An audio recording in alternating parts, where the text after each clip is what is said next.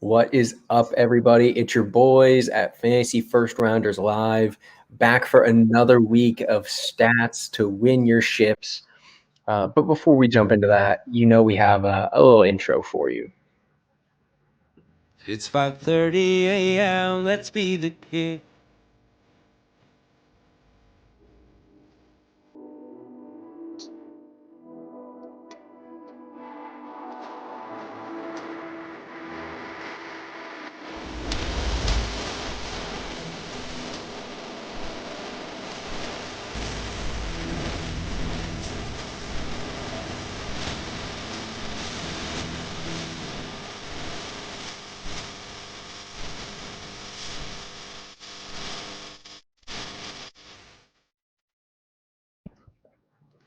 What's up, everybody? Thank you for tuning in to another edition of Fantasy First Rounders Live. As always, with me, we have Billy the Dragon. We got real Ryan Hicks down over here, and myself at FFR Tom.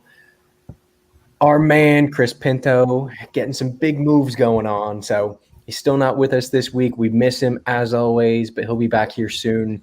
But this week, going into the NFC and AFC South, talking projections for this year. I know we're a little early. Training camp's just kicking off. We got the Hall of Fame game tomorrow, if I'm not mistaken, boys.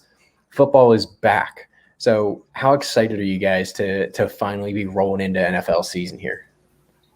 Ridiculously excited. I have never prepared for a season like I have this year. I'm in more leagues than I've ever been in, and I'm ready to take some shifts, baby. Yeah, I'm excited. I'm excited as well. Football can't get here quick enough. Drafts are happening. I feel like I'm in at least 5 drafts at all times right now. Got a couple live drafts coming up, like in-person drafts. I'm really excited. Home leagues. Oh yeah. Really excited about that. But yeah, football's here, baby. Gotta love those in-person drafts. There's nothing like it. But more exciting than those might be what we have going on with the St. Jude Bowl, our second annual St. Jude Bowl. These two guys have been putting in a tremendous amount of work to put this together, bigger and better than ever. Guys, tell them what we have going on for our second annual St. Jude Bowl. Yeah, honestly, I can't even say I've been putting in a ton of work. Ryan has really been putting in 99.975% of the effort into this. I did a lot last year, but this year, Ryan has kind of piggybacked it and carried it here. We got a lot of exciting things. Just Ryan, an amazing creator of ideas, and then just have a unique way of executing, man. So tell him what you're up to. Yeah, guys. I mean, so the St. Jude Bowl went over 100 people. What day was that? That was a few days ago. I think last Thursday, maybe something like that. So we're getting close to where we want to be. So drafts will be starting soon with that. It is not too late to sign up, but please make it quick because when we fill, we will begin drafting. So if you want to get in, there is still time, but make sure you get in fast. You can holler at any one of us on Twitter. You see all of our handles. But it's a really fun thing. It's for a great cause. We get a ton of money goes to St. Jude, and if you win, you get money as well. So it's a really cool, double dip right there. It's an awesome league. It was my favorite league last year. It really is awesome. I can't wait to win it this year. Yeah, like they said, bigger and better than last year. Last year's winner took home $1,200 with another $1,200 going to St. Jude. An amazing cause. So if you're not signed up yet, make sure you reach out to one of us on Twitter, Facebook, at FFR, on Twitter, any of us. We'll make sure to get you in there. So, but moving on, we do have we're going to start off with the AFC South, right? A couple teams in this league, obviously. We're looking at the Colts, Jaguars, Texans, Titans. A lot going on. We already got people saying who's going to win the division here. But we're going to start with a team that, as of the last few days, has had a lot of big news. A couple stars going down. We're talking about the Indianapolis Colts. So, obviously, we've all heard the news of Carson Wentz, injury prone. He's injured again. Oh, no, he's going to miss time. It's a foot injury, 5 to 12 weeks. And then, a day or two later, Quentin Nelson, the same exact injury, or very, very nearly the same exact injury. So 2 of their big stars on offense down. Good news coming out in the last day or two, Frank Reich saying that Wentz, I don't know how many people know this news, Billy. I know we were talking about it. It's a high school injury for Wentz, small fracture, a little piece of bone stuck in the foot there that was just lodged up in there. Apparently just dislodged. At the end of the day, not a big deal. It's been removed through a very minor surgery, no other damage. So they're very hopeful that 5 to 12 week time frame, they'll be towards the beginning of it. So what do you guys got for the players on this team? Obviously a little bit of concern with your quarterback and maybe one of the best offensive linemen in the league being out for a couple weeks. What's that do to your projections?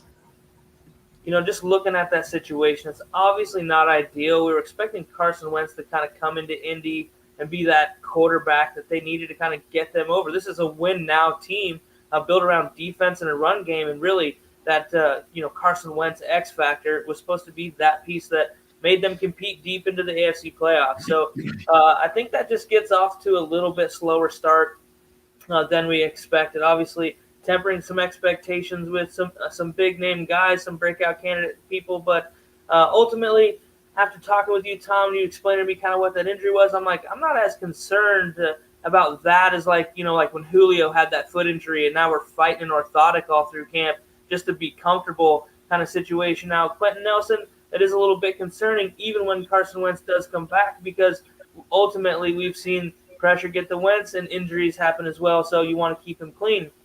So just looking at what I have not updated my projections on the Colts since all this news, because ultimately I'm just a heartbroken Colts fan that just hates to see everything have to get dialed back from the excitement coming in. So I had Carson Wentz projected for 4,250, 29 touchdowns, 12 picks, and ultimately I think he misses about 4, maybe 5 games. I'd put him at that 8 or 9 week timetable, kind of in the middle of that time frame, which is just kind of what I'm hoping for. Yeah, the 5 sounds great, but feet can be tricky. We saw with Deebo Samuel. I was telling you guys last year with Deebo, foot injury didn't seem serious. Look what happened. Those things, they're just really, really tricky to deal with. So as far as who's going to be the quarterback, it sounds like Jacob Eason's getting snaps. Kind of a concerning situation for me. I don't know, Ryan, what do you think about Wentz? How affected do you think that he'll be, and how long do you think this lingers into the season? Believe it or not, I think the Quentin Nelson one is more serious, because I think that the risk of Wentz re-injuring, there's so much force going on with Quentin Nelson's foot between the 300-plus pound guy he's pushing around and his 300-pound body. That's a lot of weight on the foot. Foot injuries on linemen kind of freak me out. The thing is, Nelson is the best offensive lineman in football. I think one of you said that, and I agree. That makes me more concerned, because if it was Jacob Eason playing behind that line with Jonathan Taylor, you can get out of that stretch missing Wentz a few times and not rush him back. My fear is they may have to rush him back because they're ineffective and early, and then he doesn't get healthy the way he should be. So I have not updated the projections yet, because I don't know who's going to be the quarterback there. So how do I project the starting quarterback at the moment? And if it's Eason, I actually do like him, but obviously not for fantasy this year. But he's not like a bum. He does have a cannon too, so I still like Pittman, but we'll get to that later. For Wentz, I had him at 42.85. You were at 42.50, but I had him at 34 touchdowns and 7 interceptions. So a bit more effective that way, and we'll get into that later with some of the guys we cover in the receiving room, which I think is pretty exciting. But I think first and foremost, we should move to the running back room, right? And the whole thing here is Jonathan Taylor. Billy, I know you were putting Taylor on the block in a couple leagues I'm in with you, and I actually made a deal with Tom, if I'm not mistaken, to move Taylor. And then if I'm not mistaken, Tom moved Taylor again after that. Am I right? Did you already trade Jonathan Taylor, Tom? You know what? I can't even remember, because I've made probably 10 trades in the last 36 hours. So, and I'm on going on day 18 of work in a row. So I don't know all the trades I've made. I think you already moved him. I think you already moved him to Tanks. Hang on. Thanks a lot. Shout out. I'm pretty sure. No, not in that one. Not in that one. Oh, wrong one? I moved him to Tanks in the other league. Understood. That was my confusion. Okay, gotcha. That's See, we're in too many leagues, man. We are definitely in too many leagues. Tom sent me a deal of a lifetime. CeeDee Lamb, a 1st and 22, a 1st and 23, and my team is already just loaded as hell. So I was kind of depleted at picks, so it does help me out a bit there. And I could I got your first running back.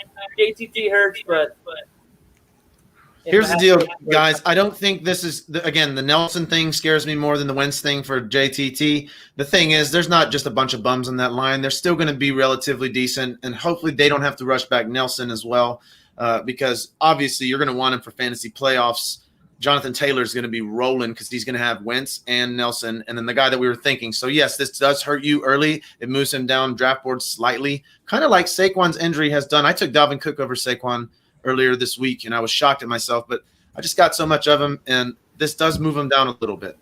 I had him for 270 carries for 1339 and 14 rushing touchdowns, plus 49 catches for 397 and 3. So that is a huge year for the running back, and I think we were all on that same page when we thought we had a healthy Wentz and a healthy Nelson. I still like him a lot. He's still in RB1 territory. As I look at my running back list now, I had him initially at 6. I think I'm moving him down to maybe 8 at the moment now, 9 perhaps. So you're just not getting the value that you were getting, because we were getting a lot of JTT, were we not? Because we were taking him. I mean, again, 6 is higher than some people have him. Maybe he's lower than some others. I know some of you are higher. Tom's got him. Had him at 1, but I'm assuming that you do not anymore, Tom. So I'll tell you what, I still have him right up there, right? He's still, definitely top 5, really, right in the top 3 to me. Definitely doesn't help him having Quentin Nelson out. I know we don't want to dive into offensive line here, but just really quick, you're bringing back Braden Smith. You're bringing back Mark Glowinski, Ryan Kelly. You did lose your left tackle last year. You replaced him with Eric Fisher. Yeah, right? That's not a. And even you're okay. Even if he were to go down, I know there's some injury concern around him. Sam Tevy was serviceable as a kind of a swing tackle. And then with Quentin Nelson being down, even for a few games, they do have some guys behind him. One that I'm excited about, Will Fries. I know, a Penn State guy. I don't mean to be Chris Pinto here and just brag about my guys, but showed a lot of promise at Penn State against those Big Ten defenses. You're talking about Ohio State's D-line, which is pretty scary, and he holds his own. So definitely not a bad offensive line to be had. And I will say, as far as JTT is concerned, I wasn't necessarily drafting him as early as a lot of people, mostly because I haven't been up at the top of drafts. So what I have found is people are selling him in dynasty leagues because they are freaking out right now. I will 100% take JTT long-term on a sale. Yeah. So this situation for me isn't that worrisome. Now, I just expect the Colts to get out to a slow start, and here's why. With Jonathan Taylor last year, we really didn't see him burst onto the scene until week 11, and he was still RB6. So 232 carries, it's not a huge workload. I expect him to get many more touches than that next year. However, maybe the first 4 or 5 weeks isn't real attractive. Now, you mentioned Eric Fisher, Anthony Costanzo retiring last year. Kind of surprised everybody. Eric Fisher has played at a high level, but he's coming off an Achilles injury in the AFC title game. Now, the Quentin Nelson situation, really, ultimately, the Colts might need an extra 5 or 6 weeks here, guys. And that might be okay for this team. If they can sneak into the playoffs as a wild card team, this team is just fine. Wentz will be back. Quentin should be fine. And JTT will be rolling by then. And they will have had some time to be on the field together. And as long as, hey, nothing else freaky happens in between, it's a pretty good situation. So JTT, I had him at 274 for 1396 and 15 TDs. And I honestly don't feel like that changes a whole lot. I feel like it might just be more heavy in the back part of the season when ultimately you're trying to win your fantasy championship anyway. So I did sell Jonathan Taylor in a couple dynasty leagues, but make no mistake, the value I'm getting is like you almost can't say no anyway. I mean, come on, CeeDee Lamb and 2 firsts. Tom knew that's what it would take to get me to do it, and hey, I had to sit on it a week and really think about it hard. And hey, ultimately, it's a business. That's what you got to do. But redraft, I'm still taking him kind of in that, right after Saquon, CMC, Kamara, and I could argue Aaron Jones and him as a toss-up depending on how you like that situation. For the record, I did send that trade offer before the Wentz injury news, and I still held to it because the value is there. Absolutely. And what do you think of the receiver? Go ahead, bud. Oh, go ahead, man.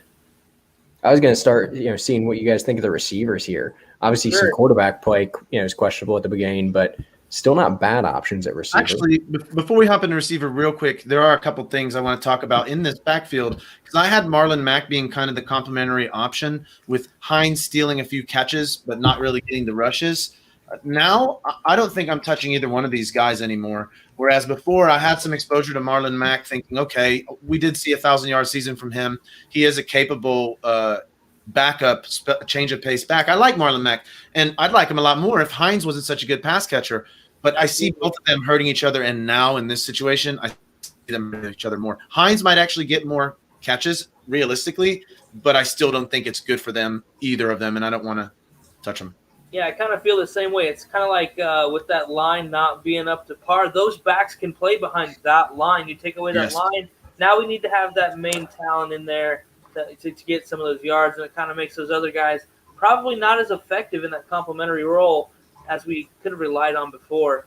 Right. So, but like Tom was bringing up the receivers, so this is a situation where I really felt like the Colts were going to spread the ball around a whole lot. So I had pretty reserved numbers for everybody. Michael Pittman being the only 1,000-yard guy, I had him for 76 catches for 1,025 and 7 touchdowns. I think he'll be the primary red zone target, just that size, given with the rest of the roster. He's really the only really big target that Carson Wentz and hopefully Jacob Eason for not very long have when they get in the red zone passing-wise. Excuse me. Jack Doyle, Mo Alley Cox, there's a lot of kind of similar guys at the tight end group, so I expect the receivers to be leaned on pretty heavily. So T.Y. Hilton, a little bit left in the tank. I got him for 58, 805, and 5 touchdowns. And really a little bit of a breakout from Paris Campbell, 70 catches, 842, and 6 touchdowns out of him as well. So I just feel like there's going to be a lot of parity, and also these are numbers that I don't feel like are really that far to reach, even if the Colts get out to a really slow start. I mean, I think Jacob Eason, with that line like you talked about a minute ago, Ryan, will be serviceable from a passing standpoint. So you really don't need huge games out of those guys to keep that pace down the back half of the season. However, I am just a little bit concerned about those first few weeks with these guys in my lineups. Yeah, it definitely saddens me with Pittman because I was projecting him for 80 catches for 946 and 7 TDs as well. I had him at 121 targets. And again, I don't think that they're going to have to throw – like this is not going to be the heavy throwing team, but they are going to have a complementary passing attack to this run game. And the biggest beneficiary, in my opinion, is going to be Pittman with those numbers. I have Hilton with a little more than you just because I do see kind of a bounce-back year for him with a healthy Wentz. Now, again, I want to reiterate, these are pre-Wentz and Nelson numbers, so you can kind of extrapolate a little bit off of that while we're missing both of those guys, but I don't see why this doesn't happen once Wentz comes back. And I got Hilton for 74, 901, and 5.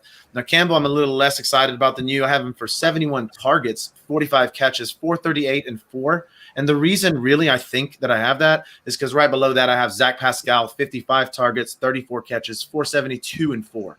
So I think Pascal's actually quite a solid man. If you're looking at him as a wide receiver 4, I think he's one of the better wide receiver 4s and a very capable wide receiver 3. We saw what he did with Rivers, and I think we all agree Wentz is an upgrade with him. Pascal at times looked like their best receiver last year. So I'm just thinking this guy, this four-headed attack, plus then you throw in those dadgum tight ends. You got Jack Doyle, Mo Alley Cox, who's the monster in the red zone, and then rookie Kylan Granson, who should get some looks in that Trey Burton role. Whoops, I just jumped right into tight end. Do y'all want to stick to wide receiver? No, we're on the tight ends. Sorry, I just got on. I was making the point that the reason that I don't have a 1,000-yard receiver here, but I have a lot of guys with like 4 or 5 touchdowns. Actually, 5 guys with 4 or 5 touchdowns in this group. So I kind of include these tight ends because these are some viable options as far as tight end depth goes. If you're looking for a bye-week starter for your starting tight end, a Jack Doyle and Mo Alley Cox would be a way I would be looking because they can have those big games. You just need the one tight end. Has some depth in the range that I'm talking about with the Doyles and the Mo Alley Coxes. So it's not that I have a bunch of them, but they're one of those acceptable options for me at tight end, for my tight end 2 or 3, if I'm a 3 tight end guy in that league. So I'm kind of staying away from Jack Doyle. I like the player, and he's kind of one of those like classic guys. He's been around for a while, and he's been really productive a time or two and probably got you out of a bind in a time you needed a guy you could stream that might score a touchdown. But I just feel like Kylan Granson, the rookie out of SMU, is a completely different athlete in the passing game than either Mo Alley Cox or Jack Doyle, and I really like Mo Alley Cox too, so I kind of expect Jack Doyle to possibly be kind of the odd man out. maybe come in on some goal line and short yard stuff because he is a bit of a tough guy, blocker type style tight end where, Granson is not. Even Wiley Cox is a much better blocker, but I have Granson as the number one tight end receiving, a little over 500 yards, in about the 350 range for both of the other guys. And like I said earlier, I just feel like this Colts team is going to spread the ball around. They don't have crazy good talent, but man, they have 3 tight ends that can beat you on any given day. They've got 3-4 good wide receivers. Like you said, Pascal, way down the list of guys you're thinking of, looked like their better receiver at times last year. So they're not great players, but all of them can play. And as a whole, they complement each other pretty well. So I do feel like it's going to be kind of a crapshoot this season for your tight end position on your fantasy team and redraft. But 3 guys that probably have, a viable reason to be on your roster in a dynasty league. Yeah, they all can be dangerous. I will say I love that you guys both talked about Pascal. I personally think he's fantastic, right? And as the wide receiver 4 especially, I think a portion of his skill last year probably had to do with the fact that you're dealing with a lot of injuries at receiver there last year. A lot of guys were going down. But I think Pascal as your wide receiver 4 is a great option. Pittman, I think, will be a great wide receiver 1 as he continues developing. And like we said, Paris Campbell has the potential, just needs to see the field. Absolutely. So definitely some good options here. But with that, we're going to move it on here to the next team in the AFC South, one that a lot of hype going into the draft, taking the number 1 overall pick, the Jacksonville Jaguars. Obviously some big ads this year. They have their what should be backup quarterback in Trevor Lawrence with their starting quarterback, Gardner Minshew. Added Travis Etienne into the backfield with James Robinson. Obviously, you have DJ Chark, Marvin Jones brought in from Detroit, Laviska Shenault, Philip Dorsett, somebody we haven't really talked about much here that they added, as well as Jamal Agnew, and then drafting Jalen Campbell as well. So a couple new additions at receiver.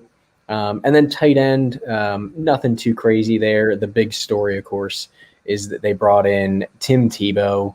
I don't know how much you guys are into that. I don't really think that it's going to be a whole lot of, fruition come season. But what do you think about these guys, Ryan? Before we get into the quarterbacks real quick, actually, I'll save it for later. Let's get into quarterbacks. So I have this team throwing a lot, right? Because I don't think they're going to be in the lead that much. I don't really like their defense all that much. So I actually have a pretty big year for Trevor fantasy-wise because, again, we've seen rookies on teams that when they have to throw perform. So he's actually my QB 14. I have him for 398 for 6 out of 603 for 4276, 29 pass touchdowns, 9 interceptions, and then adding 69 rushes for 281 and 4 on the ground. He's not going to be one of the most prolific runners in the NFL, but he is definitely going to add an element on the ground, and he could see those touchdowns go much higher depending on how they play with him. They have Gardner Minshew right now at the 1 in camp, and I think a lot of that has to do with Urban Meyer making Trevor Lawrence earn it, something of that nature. This is you got to remember this is the college guy. I'm sure there's some rah-rah involved, so he's likely making Trevor Lawrence earn his way up. I have a hard time believing that Minshew is going to be starting, even though I am literally one of the co-founders of the Gardner Minshew fan club with these guys up here. We love Gardner Minshew. I want to see him go maybe to Indy to spell the Wentz stuff and at least get some game time so some team will sign him. But it's going to be Lawrence's show. I think we all agree there. And this is a guy I do have exposure to in fantasy just because of the upside. Now, I don't get him a lot in rookie drafts, obviously, because that's a high pick. But in a redraft format, I'm really happy with Lawrence in my super flex position or as my QB2, even a borderline quarterback 1 if I want to go 5 running backs out of the gate. But then, again, Lawrence does have that same view with upside of other people, maybe you guys. So it's hard to get him sometimes. Yeah, so this is obviously, Trevor Lawrence's team. As much as we all love Gardner Minshew and know that he can play, that he isn't this regime's guy. They had the 1.01 and the most layup of who you should take in recent memory at the 1.01 spot of the draft. So adding Trevor Lawrence, I think it just numbers Gardner Minshew's days. I think another injury or two from a quarterback position, and the Jags' phone is going to get really, really busy. So, Trevor Lawrence, I do expect to make a decent impact. I mean, the guy can play football, but just, how good is he going to be out of the gate? In my opinion, I think it'll be a little bit better than mediocre. I have him for 312 out of 525. So 36, 64 yards and 27 passing touchdowns and 15 picks. I do think he'll make some mistakes, and also he's playing with some young receivers. So I do have a low completion percentage right now for him, just under 60%. But I also have no projections done for the tight end position. So I am just really kind of waiting on some news to see how that shakes out. I'm not trying to project Tim Tebow and some of these guys that really no one's ever heard of at the tight end position on that Jags roster right now. So not a fun situation to try to just pull out of thin air and guess. So I'd like to see how that lines up. I think that'll make a little bit of impact on his numbers. I could see him throwing 30 touchdowns with the 17-game season. Like you said, Ryan, this defense is pitiful. They're going to throw a lot. But what gets us, a lot of us excited about the Jaguars is James Robinson, running back 7 last year, and then first-round draft pick Travis Etienne at the running back position. Really just kind of like all of us James Robinson lovers, kind of, a shot to the gut last year, having a 1,000-yard season. But really, ultimately, I don't think Etienne was brought in to get a lot of carries. He's going to be a guy that's going to catch a lot of balls. I mean, we already saw him play some slot receiver. Now, everybody plays some slot receiver in camp, I know, but I do think Etienne translates really well to kind of that move flanker position, like Paris Campbell and Percy Harvin, all these guys we've seen with Urban Meyer. So I have James Robinson for just under 250 attempts, 248 for 1,090 and 9 touchdowns. I think he'll catch 32 balls, 228, and have a receiving touchdown as well. But Etienne kind of playing that complimentary role. I have him for 171 carries, 836, and 5 scores. And I think he gets 100 targets, 69 catches for 729 and 5 touchdowns. Kind of a poor man's Alvin Kamara. I really feel like that's what they're going to do here. James Robinson can catch the ball. We saw him do it very well last year, but he's a guy that they might take some of those targets and kind of convert them into carries and let Etienne kind of be a playmaker in space. This is a different offense coming in, guys. It's going to look a lot different than what we see a lot of NFL teams run. I feel like it's going to be a little heavier spread. And also Carlos Hyde there too, so I expect him to get a little bit of kind of vulture touchdowns. I think he's more of an insurance policy and maybe kind of another one of those coach in the locker room, coach in the running back room with the young guy, James Robinson, who could learn a lot from a guy like Carlos Hyde. He's been around, played well everywhere, and Etienne, of course, as well, being the rookie. So, Ryan, what do you think about these running backs?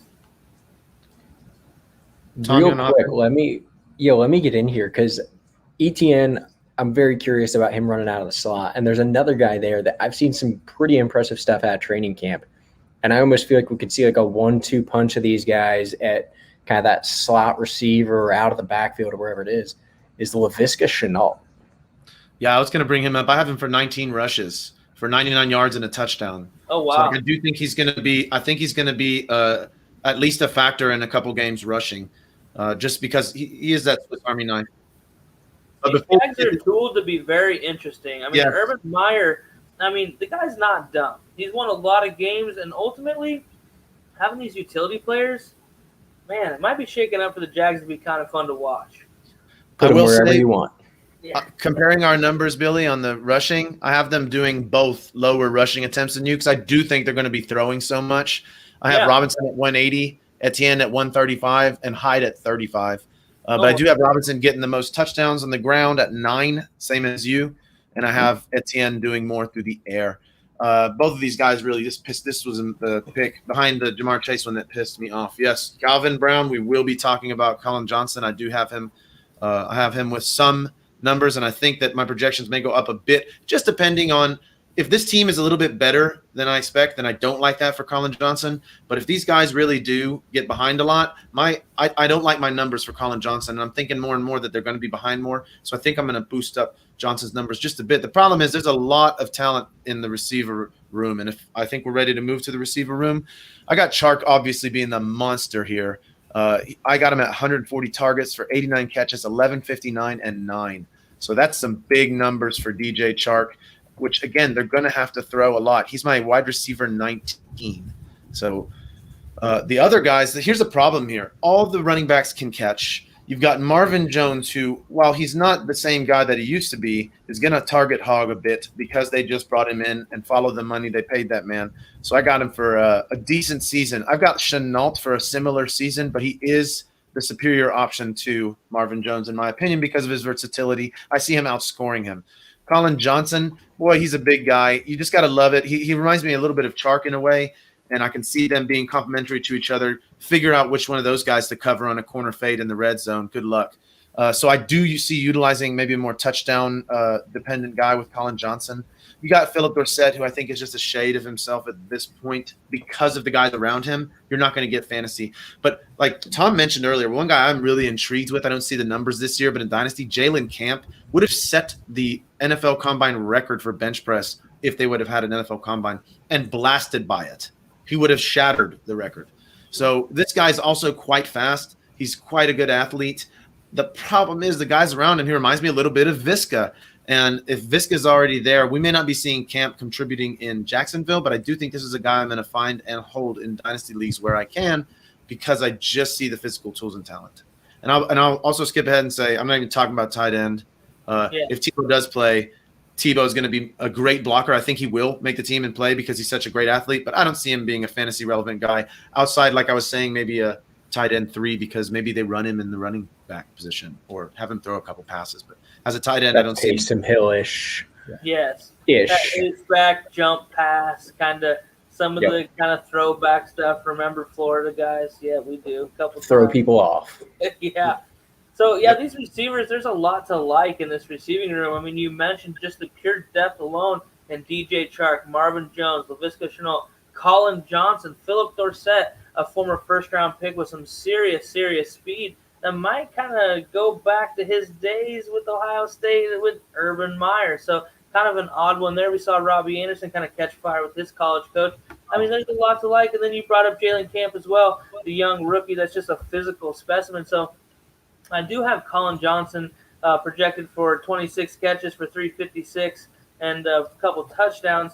But I just feel like it's one of those things where his impact and you know, who's on this team? Marvin Jones is a legit guy. They're paying him, you know, almost $7.5 million a year, like you said, Ryan. That's quite a bit of money. DJ Chark's the wide receiver 1. Jones is going to play. You don't bring in that vet to just, you know, have him sit on the bench, especially at that kind of cap money. And then Laviska Shenault, a rookie last year, a really versatile guy, a guy they want to do all kinds of stuff with. So it makes sense to bring in that true wide receiver 2 to help DJ Chark. Also, Urban Meyer kind of pushing Chark from a sense of like, you know, stepping his game up, get to the next level. So I do have Chark, 134 targets, 83 catches, 1,096 and 8 touchdowns. And I think he will be their main wide receiver. And Laviska Shenault coming in second in targets at 114, 78 catches, 1,026 and 8 touchdowns as well. So similar numbers out of those guys. And I think they'll be used and targeted kind of similar ways. And I got Marvin Jones for 50 catches, 584, and 4 touchdowns. I think his impact is going to be more that mental side of things and helping these young guys and kind of just being that third down reliable target for the young kid. Because really, hey, they don't have a tight end. He's going to play in the slot and be that sure-handed guy right in front of the quarterback. So tight end position, no interest. I don't care who it is from a fantasy standpoint. I don't care what the narrative is with Tebow. That'll be cool. That'll be fun. All that fantasy-wise. I hope you don't have a Jags tight end on any of your rosters. Yeah. Like I said, Tebow. Yeah, I would say Tebow is the only exception simply because of the potential that what they could do with him. And even then, he better not be your tight end 1. Holy cow, that is bad news. Yeah, that's a guy you stick deep on your bench if you have the room and hope for the best. And if it doesn't come to fruition, you play him when they play on Monday night, and you've got a lot of bye week problems. Yeah, tight end 3, not higher than that. Yeah. So moving on to a team that should probably call up Jacksonville in regards to some quarterback issues. The Houston Texans should probably call for Minshew here.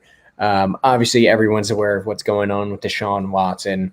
Questions around if he's going to play this year. They've been accepting trade offers, not trading, but listening at least. A lot of teams are apparently trying to make those deals contingent upon if he actually plays. So kind of an interesting scenario for them. Obviously, they have Tyrod Taylor and Davis Mills behind him. Running back room seems a bit crowded. Brought in David Johnson, Mark Ingram, and Philip Lindsay, along with Rex Burkhead. Receiver room a little bit ugly after last season, but some interesting rookies to meet. Nico Collins, as well as Brevin Jordan at tight end. So some high points, I think, some bright spots down the road, obviously. But Billy, what's your thoughts on this quarterback situation? If Deshaun plays, if he doesn't, and if he doesn't, who do you think it is? So ultimately, with Deshaun Watson, just my opinion, if he plays, there's no way in hell it's for the Houston Texans. That's just my honest opinion. I think it's Tyrod or Davis Mills, and I really feel like Tyrod is going to beat out Davis Mills. We've Pinto's on here supporting Tyrod. We talk about him a lot, and he is a pretty good quarterback. I mean, he was holding off Justin Herbert in camp, for Christ's sakes, and then we saw what Justin Herbert did with the unfortunate situation for Tyrod. And ultimately, Tyrod might be just the right bridge guy to kind of help out and maybe hand this off to Davis Mills, say week 6. So ultimately, I have done zero projections on the Texans, nor do I plan to, simply because I don't know what the hell's going on down there. It's a really bad situation. I will say, dynasty-wise, a lot of bright points. Just looking at the roster, I like Brandon Cooks. He's a solid wide receiver, too, in my opinion, and I'm buying Anthony Miller, a young guy down there. So ultimately, I do think sooner than later the Texans are going to be moving on and rebuilding. And I'll take Anthony Miller in Dynasty. I like Brandon Cooks maybe even as well, especially if it's Tyrod under center for redraft this year, season long. Tight end position, Brevin Jordan is a guy that I like in Dynasty. Other than that, as far as just flat out 2021 season goes, I probably won't own a Texan in redraft. Yeah, I see it as Davis Mills's. They said that he was going to play this year. So in my projections for this team, I just made a guess that Davis Mills plays 6 games, Watson plays 11, so a 6-game suspension. I have no idea. But obviously, if Watson plays, this team becomes fantasy relevant for me. I'm with you, Billy. I doubt that he does, but for my projections exercise, I did this anyways. The back I want to own here is Philip Lindsay. I think he's younger and healthier than the other 2 guys. He has more burst and speed. That being said, I don't see them running the ball that much because they're going to be behind so much, which is why the Texans quarterback would be a guy I would like as my QB3 in a super flex, just to be able to slot in on a bye week. But the problem is, who's it going to be? My goodness. So unless I'm getting Watson super late or Mills in like a dynasty rookie draft in the early second, I'm not really going to have a lot of exposure here. Lindsey makes sense as a bench running back / flex type running back for me, but I do not want to be depending on him. Cooks is a guy that I do want because that dude just performs. I have him have 128 targets, 84 for 1208 and 7. Now, obviously, that's with 11 games of Watson. So take that into consideration. That is going to be capped if it's not with Watson. I do like Nico Collins because of the volume they're going to have to throw. I think he's fantasy relevant this year. And like you said, Anthony Miller. Tight end to me is like a Pujo because you got Jordan Akins along with Brevin Jordan. I liked Kahale Warring, but it doesn't seem like that guy's even going to make the team. It's tough to know which tight end is going to be the beneficiary here. So like you said, I'm kind of partially avoiding the Texans. Yeah, there's not a lot to discuss here as far as upside. It may be long-term, like we said, with a few of these guys, but near future, there's so many question marks. It's ugly. There's a lot of players that are towards the end of their career, and it's almost that team of, I don't want to say rejects, but I can't think of a better word to describe these guys. Other teams didn't necessarily want them, right? They had to put 53 on a roster. 4 running backs that you don't want on your fantasy team. Couple maybe bright spots at receiver, a dynasty bright spot at tight end, and a whole bunch of question marks. This team was put together by somebody that hasn't watched football in 3 or 4 years. Yeah. The ghost of Bill O'Brien. Exactly. Yep. So with that said, we're going to move it on. This isn't one we want to drag out. So the final team in the AFC South, one that we already had people saying this is who's going to win the division, and it's very possible. It's a strong team. Probable. They do have, I'd say, the Colts injuries, it's probable. Yeah. If Wentz is out the majority of the year, or even a portion of the year, makes it much, much, much more likely, is the Tennessee Titans. Obviously, you have arguably the best running back in the game, definitely the best power running back in the game in Derrick Henry. A.J. Brown, one of the top young receivers, brought in Julio Jones from Atlanta for almost nothing. Offensive line is still strong, maybe not the best in the league, but definitely not a weakness. Right. Ryan Tannehill doesn't make bad decisions at quarterback. He's very smart with the ball. Probably the biggest downgrade for them was at tight end. Obviously, we're losing Jonnu Smith, though last year he didn't seem to impress that much. Anthony Fersker, not a terrible option, but is he going to start? So, Ryan, we're going to kick it off with you. What are your thoughts on Ryan Tannehill going into this year? Man, guys, this is a fantasy team I want a whole lot of in a lot of different ways. Tannehill, I got him at 5. So I have Tannehill and with a little Logan Woodside sprinkled in because I think they're going to beat the crap out of the Texans, and we're going to get to see some backup quarterback action. So I had a little bit of projections for Logan Woodside too, but I see him 371 for 546, 4470, 38-8 as far as touchdowns and interceptions. Plus, he gives you 50 carries for 252 and 5. Like this guy, again, just like that Trevor Lawrence, he's not the rushing quarterback of the century, but boy, he can do it, and he is a weapon in that regard. Really outside Tannehill, that Logan Woodside was a joke. I have him for 10 rushes for -8 yards, a bunch of kneeling. Not really any sort of passing. I think he's 1 for 3. It's Tannehill that you want. He's, again, QB9. This guy really, especially in leagues where turnovers are a problem, he doesn't really do them. Look at what he's got to work with this year. I mean, it's preposterous. Plus a run game that puts the fear of God into people's hearts. Like, what more could you not want? He's going to feast this year, just like he did last year. And for some reason, he doesn't get the same kind of love as that other tier 1, like top 12 QBs, but he's right there in that mix. Again, I have him at 9, and some of it is because Henry, I have once again improving as far as every per game number in his career, from touchdowns to yards per carries to rushes to yardage, has all increased every single year since he's come into the league. Why would that stop? 361 rushes, 19 yards, 17 touchdowns with 24 catches, 211 yards, and 2 receiving touchdowns to boot. This guy is an absolute animal. In non-PPR, he should be the first running back taken off the board. In PPR, yeah, the thing is, it doesn't matter that he doesn't get those catches because he still finishes as a top running back every year. Who else is going to get that kind of volume? Who else has the touchdown upside that he does? Nobody. Has anybody ever? Look at the size of that man and the speed on top of it. I like Darrington Evans if Henry goes down. Otherwise, no way. I do think it's going to be Evans that the handcuff you want to own. Brian Hill is a really weird thing for me because I have seen some flashes. I think Jeremy McNichols is for sure the odd man out as far as running backs 2s goes. Evans is the guy with the draft pedigree. He's who I see going with. Even still, I only get Evans if I have Henry and really, really late. I'd rather leave him on the waivers where he likely belongs until Henry goes down, but then it's a crapshoot. But that's where I'm seeing running backs.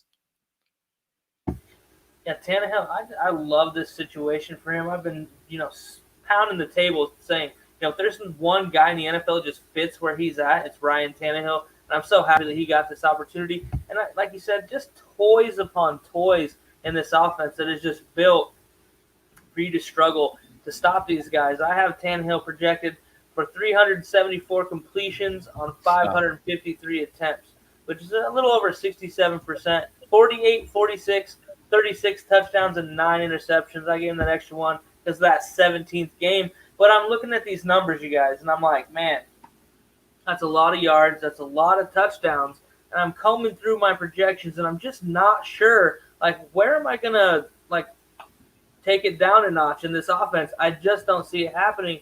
The mesh of this group is incredible. You talked about the running game that puts the fear of God in people, and it starts with a 6'3", 245-pound behemoth man that just loves to run everybody over. Eddie George having that conversation with Derrick Henry about him running soft. The man's been on a tear ever since. So I do have a little bit of concern just with the amount of touches. But if there's one guy that could break that, that old folklore of, the number of touches, it's a guy built like this. So I'm with it, man. I think he's going to get 316 attempts, which is a stark, step back from the 378 we saw last year, but still a very healthy workload for Derrick Henry. But I also expect this offense to pass the ball a healthy bit more. That new offensive coordinator coming from the Lions and the Saints, that's his background. So he's going to want to throw a little bit more than Arthur Smith did before calling plays, especially, you don't bring Julio Jones in to give him the targets that Corey Davis got. You brought him in because you want to ramp it up a little bit. So I like Derrick Henry, 16, 25, and 14 touchdowns. I got him catching 25 balls for 233 and another couple scores. He's always good for like a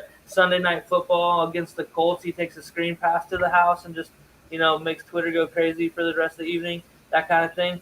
I really like this team. As far as the rest of the running backs go, though, Darrington Evans, a guy that's kind of been that backup. We've thought about him, talked about him, having him, but none of these guys touch the ball because Derrick Henry gets all of the carries. You said, it is a weird thing with Brian Hill. That's a guy that we saw some flashes, like you said, in Atlanta. I think he does some pass catching work maybe. I'm not sure, outside of McNichols being a return guy, that they really want to put him in on the offensive side of the ball. Kind of tips their hand where Brian Hill could run the ball a little bit. And then, hey, moving on to, Ryan, your guy, A.J. Brown. And, really quick, I'm jumping on the train. I'm grabbing it while it's hauling ass out of the station. I'm a little late to the party. But, man, just looking at what he's done in the growth from year 1 to year 2 and looking at how this offense is put together, who do you double, A.J. Brown or Julio? I'm not sure The answer is no. I'm not sure there's a wrong answer. However, the other guy is going to really, really hurt you.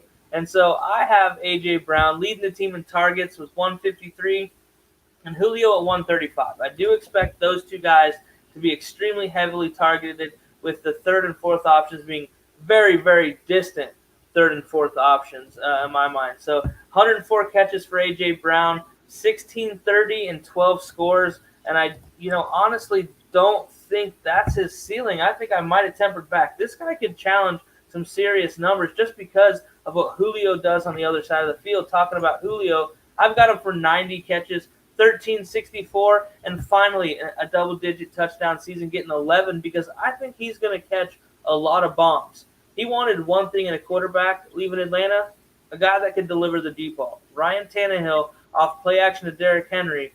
Julio is going to be running down the sideline alone a lot, and Ryan Tannehill is going to deliver him some things that we're going to have a lot of fun talking about. And Josh Reynolds, a guy coming from L.A., I got him for 35, 415, 4 scores. Nothing really too exciting at the receiver spot outside of those two guys. I just don't see it the way they're going to line up. I do like Ferkser. All right, I do have him for 100 targets, being that third guy. 74 for 845 and 5 touchdowns. A little lower on the touchdowns, kind of with the yardage, because I expect Julio and A.J. Brown and Derrick Henry to just, really be the 3 points of contact for this offense when they get in the red zone. AJB, baby. My wide receiver 1. It didn't change with Julio. The numbers changed slightly. He still wound up as wide receiver 1. Because like you said, I don't think it hurts him really that much. It should help him get open.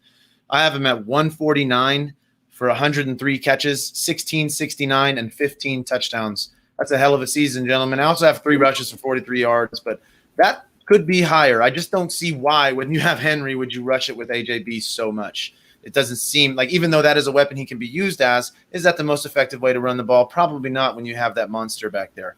Julio I've got for 125 targets, 82 catches, 1081, and 9. That's a heck of a good year. I just think AJB at this point in their careers is the superior talent. May turn out that he's the superior talent, period, but I ain't ready to say that yet because I remember prime Julio. But I just think that what we're looking at in AJB is the best receiver in football. I have Reynolds, 71 targets, 45 catches, 483, and 3. I really was excited about him before the Julio signing, and I've had to temper my expectations significantly because I always loved him as a third wheel in LA, and I think he can kind of fill that same third wheel role here. Goodness, if they have a 3 receiver set, who the heck is covering Josh Reynolds, guys? Like the D lineman? Because this is going to be a problem. Reynolds is going to be open, and Tannehill is going to see him. He will have a couple games that he's worth rostering for. I just really don't want to have to start him at all, and I'd rather find somebody more consistent. No other options I'm excited about. Fitzpatrick, the rookie, might have a game, but I don't see it happening with those 2 other guys. Ferkser, look, I like him. I think I like him more than what his projections are. The problem is I have those 2 guys eating so much that I have only 54 targets, 39 catches, 369, and 3. I could easily see him being more in the range you are, Billy. But if that happens, it's going to hurt Julio, I think. And I don't know necessarily yet that Ferkser is enough to pull, or even pull from Josh Reynolds, who's just in those 3 receiver sets, going to be feasting on some chump like DB that has no chance on him. They may double both those guys in certain scenarios. And if they do that, you're looking at the CB5 against Josh Reynolds. And if they do that, Henry's going to have 1,000 yards in a game. Like, you can't do that, but it may happen, and Reynolds will capitalize. I was going to say, if they start doing stuff like that, if this passing attack really starts getting out of control, where they start riding it and maybe giving Henry, a little bit of a break in the midseason, you start doing that, does Henry start catching some balls? Because he's literally going to be alone. Yeah, wow, man. It really that's something I really need to take more into consideration, is that his pass catching ability, his pass catching numbers may go up. Because who the heck is going to cover him now? Well, Ryan, keep in mind, there's nowhere for them to go but up. That's true. He has not had really great receiving numbers. He doesn't need them, though. 3 receptions last year. It was abysmal. I'm pretty sure it was single digits. I'm looking now. Well, while you look that up, quick fun fact. Did you know that the difference in size between Derrick Henry and a certain all-star, Pro Bowl, all-time great quarterback is 0 inches but 9 pounds? Patrick Mahomes, same height, 9 pounds lighter than Derrick Henry. Wow. Very different human beings. Derrick Henry is Von Miller, is Tim Tebow. They're all 3 built extremely similarly as far as height weight goes. It's kind of crazy, and that's what freaks me out. Once again, just to hop back real quick on Tebow, that's Derrick Henry. Very nearly as fast and very nearly as strong. And I know he's older now, but they're still quite an athlete. It's impressive to see. Derrick Henry has had double-digit catches in each year of his career. However, last year, career high, 19 receptions. His career low came just a couple years back. Let me see. Hold on. I've lost it there. 2017, he had 11. So between 11 and 19 each career. So 10 to 20. 19. 10 to 20. You're going to get 24. a catch a game, It might be a 7-yard touchdown. It might be a 2-yard got tripped up. I'll tell you what, this is a scary team to look at. Like we said, Ryan Tannehill, he's smart with the ball. And if Josh Reynolds is the guy that's open every game, I'll tell you what, I wouldn't hate having him as a flex option. Or a dynasty league, deep in a league, Exactly. Or one of those 14, 16 team leagues, that's your guy. Yeah. But with that being said, we'll move it on here to the NFC South. Starting off with a team, another top of the draft pick. One of the ones that we were a little, we questioned that pick when it was made. The Atlanta Falcons, obviously that pick being the one, the only Kyle Pitts, right? The tight end, wide receiver, monster of a player. So this is kind of a weird team. Starting at quarterback, you still have Matt Ryan. There's some question about if he should return.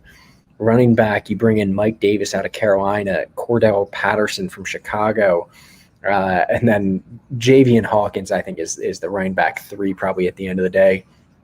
Tight end, like we said, Kyle Pitts with Hayden Hurst behind him. And then receiver, obviously losing Julio Jones, that last team we talked about, the Titans. So you're left with Calvin Ridley, Russell Gage, Olamide Zaccheaus, terrible at pronouncing that name, don't kill me, Christian Blake, and Frank Darby. That's about all the most exciting names I can draw from that receiver group. Billy, starting with Matt Ryan, where do you have this guy projected? So Matt Ryan, I think, is a fairly talented guy. However, his best days are behind him with these Dirty Bird Falcons.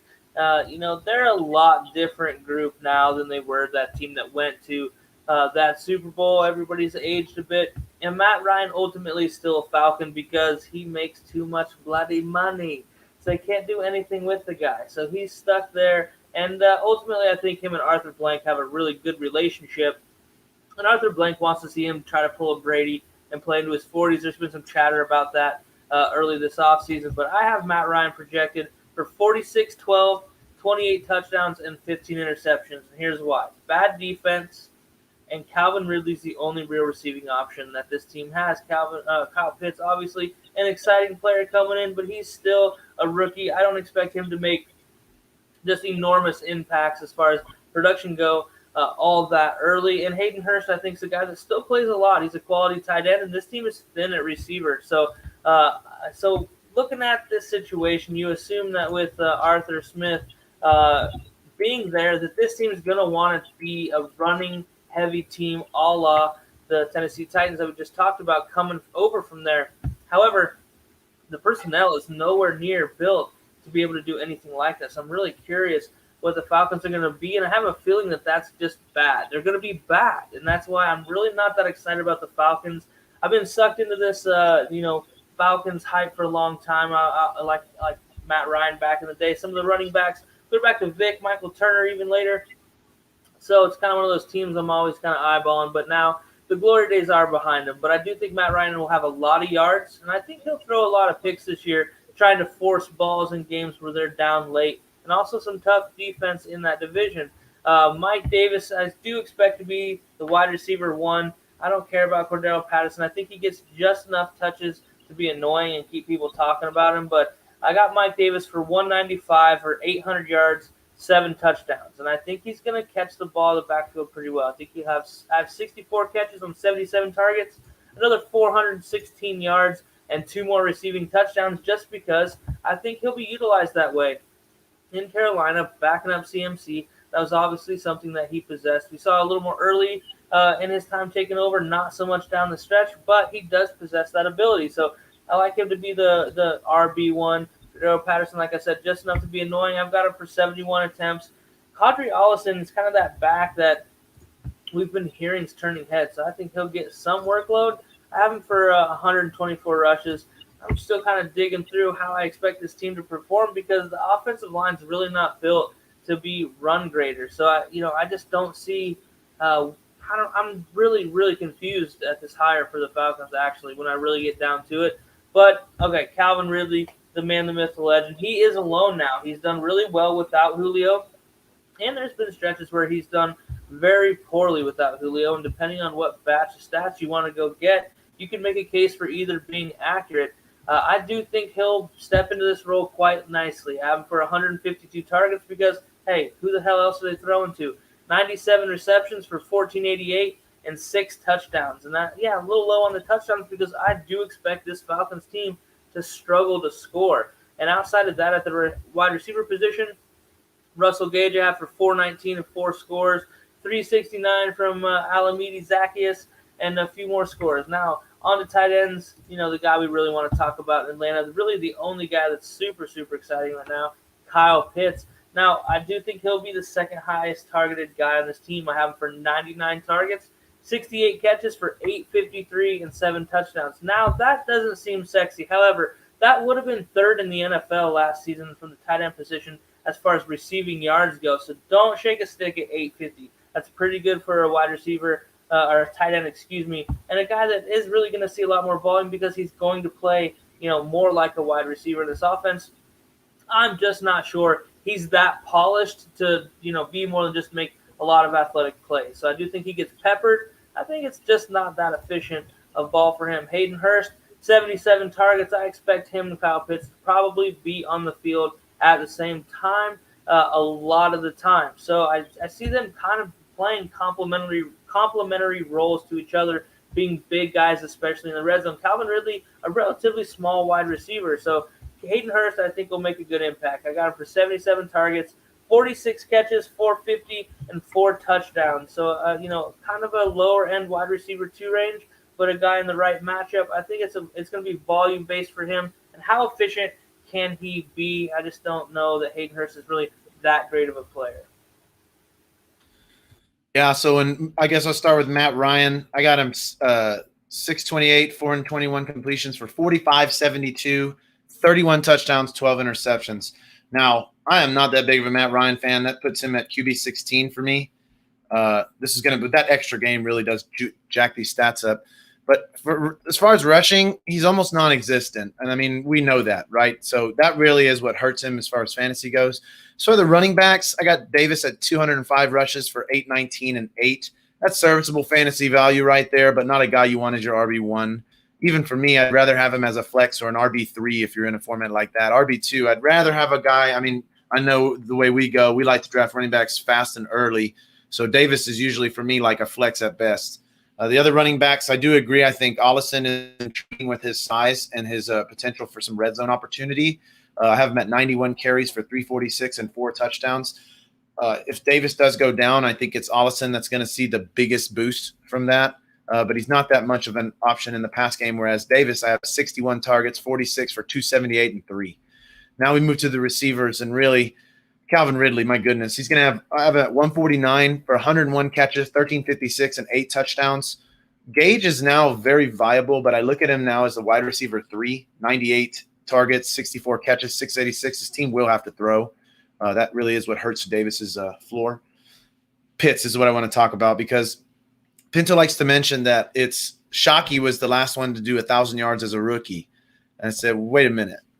Do you think that Shockey is the same kind of prospect that Kyle Pitts is? And for me, no, it's not even close. We've never seen anything like this guy before. When Julio was there, I was not that high in him. The second Julio left, he became Julio.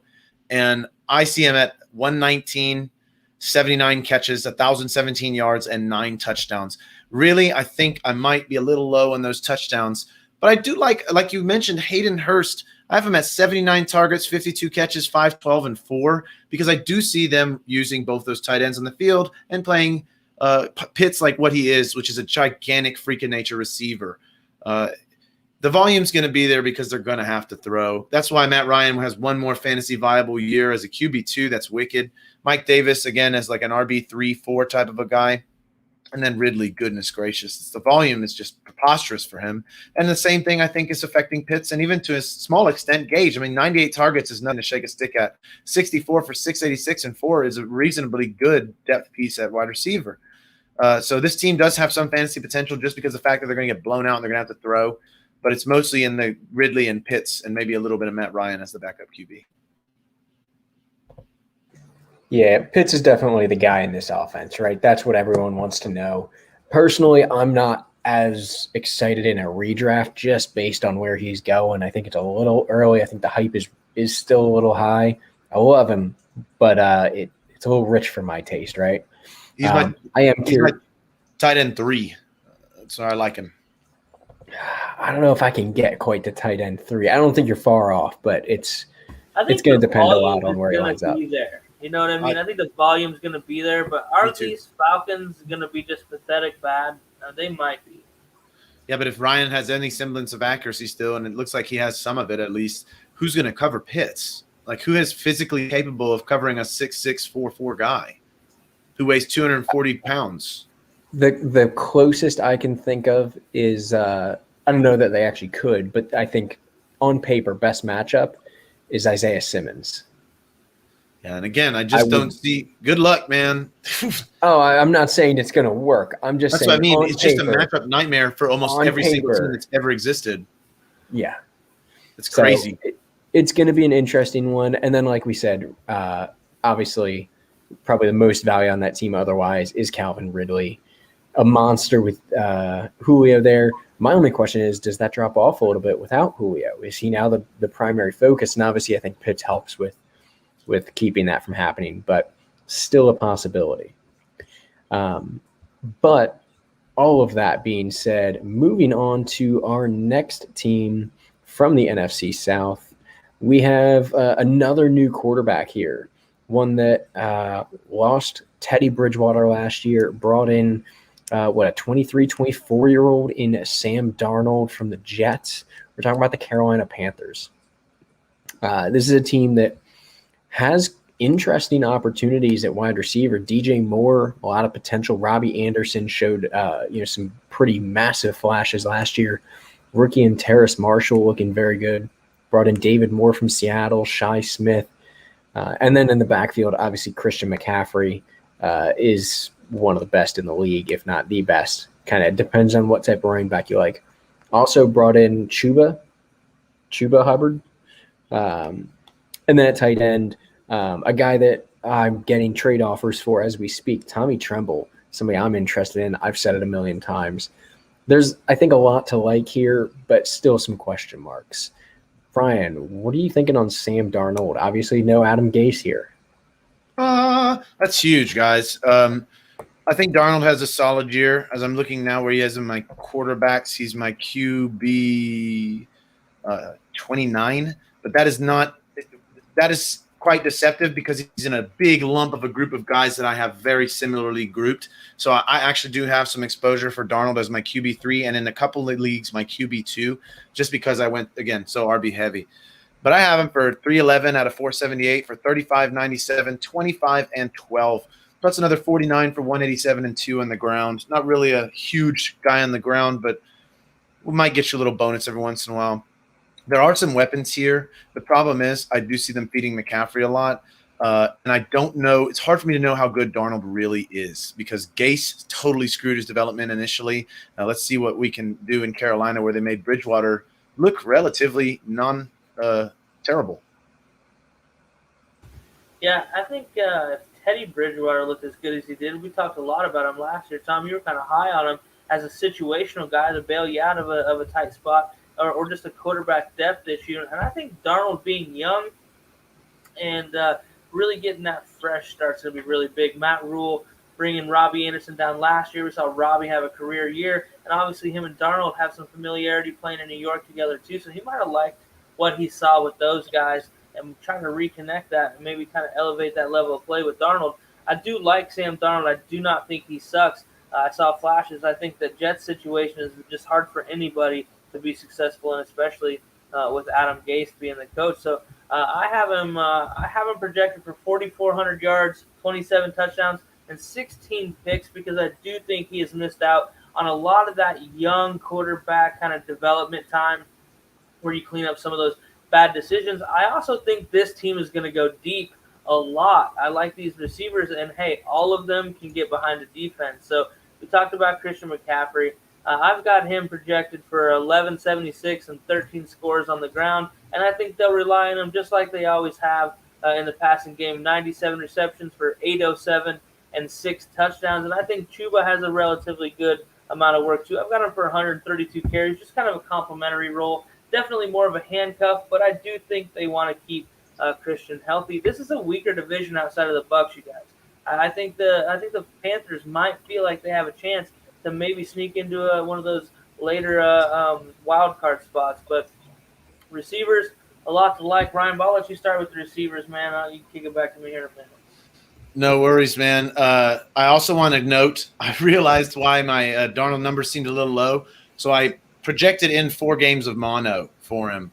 So I have 4 games with PJ Walker. I only have Darnold.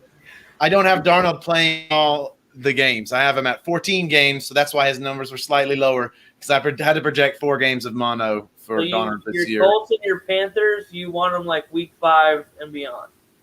So I do think PJ Walker is the answer.